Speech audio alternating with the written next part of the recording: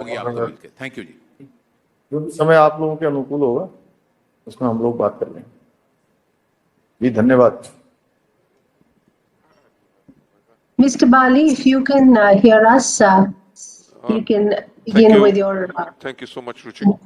माननीय मुख्यमंत्री जी उत्तराखंड धामी जी, Mr. Sanjay Agarwal, Pradeep Multani ji, and Mr. Dalmia, and my dear industry colleagues. I am thankful to PhD Chamber of Commerce and Industry for organizing the 116th annual session and inaugural session of Resilient India, which will enable us to share our insights on preparing a blueprint for our economy, which will bring prosperity to our country and which will facilitate the upliftment of masses. We are all living in a global economy where developments in one corner of the world has got impact on the other places as well. In the rapidly changing global economic order, India, on account of its skilled human resources, infrastructure, and economic environment, has an opportunity to emerge as a supply chain hub of Indo-Pacific region. Last 1.5 years have been a period of trial and tribulation for economy all across the globe. However, the grit and resilience of common citizens is enabling the economies to come back on their feet, which is being reflected in the upswing of the stock markets. Today's session will signal robust, sustainable growth and will enable us to come up with a plan of action which will bring smiles and miles of prosperity to the Indian economy. I am delighted to share the dais with the captains of the industry, Shri Sanjeev Puri, CEO and MD ITC Limited, Shri Alok Kirloskar, Managing Director, SPP Pumps Limited, UK, and Head International Business, Kirloskar Brothers Limited, Shri Manish Bhatnagar, Managing Director, SKF India Limited. And I look forward to listening to each one of you. The exchange of viewpoints will enable PhD CCI to have a recommendation and work closely with all the state governments. India has a federal structure of governance, and over the years, states of Indian Union have been encouraged to pursue economic reforms initiatives in their respective states. In India, center and states have a very structured and process-oriented working relationship, and they work together on many nation-building initiatives jointly as Team India. Bureaucracy in India has a huge responsibility, and it has to be nimble and proactive in delivering the growth for our economy, and it needs to adapt to the changed economic circumstances. Cooperative federalism is the nucleus on which center-state relationship is based, and it ensures a flexible relationship between the central and the state governments to work together on a variety of initiatives and programs. India is a resilient nation and is poised to become a 5 trillion economy by 2026. And it aspires to become a $10 trillion economy by 2032 and 33. In our nation's march towards economic prosperity, sustainability, agriculture, food processing, manufacturing, and exports will play a very prominent role. These are growth sectors of Indian economy and landmark policies envisaged by center and states, boosting its overall growth. Combined and cooperative efforts of center and states through path-breaking reforms will be the driver for overall economic growth. Agriculture and food processing industries are closely interlinked and have symbiotic relationship with FMCG industry of India and empowers rural India, that is the real Bharat. It has been due to the efforts of Indian farmer that India has emerged as self-reliant in food production. I would like to state that onus of transforming agriculture and states lies with both center and the states, and combined effort needs to upgrade the agri-infrastructure such as cold storages in India.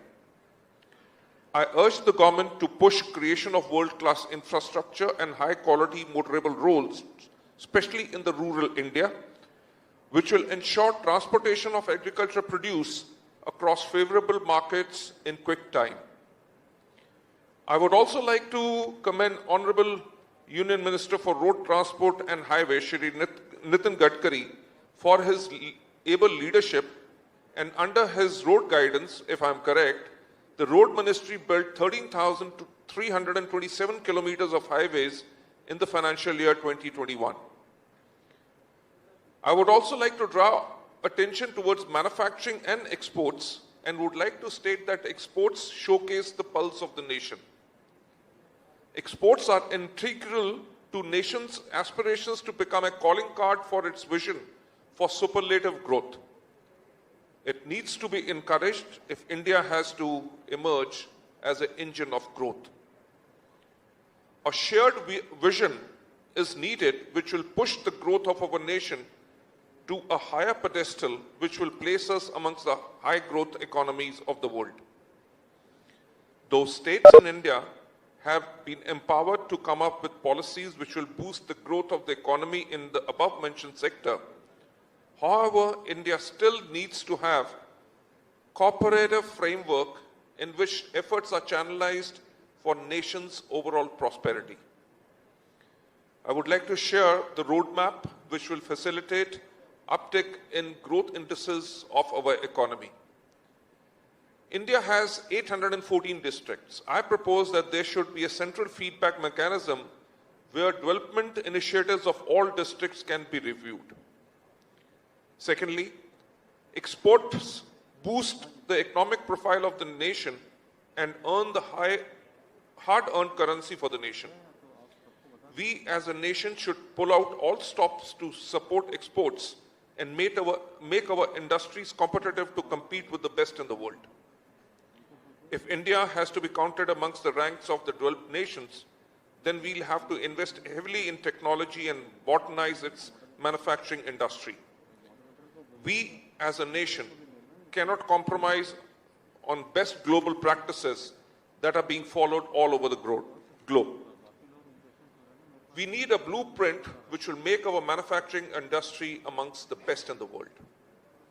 I am also thankful to our founders of our nation whose sacrifices have laid foundation of modern Indian state, and appreciate the far-sightedness of visionary leaders who wrote our constitution.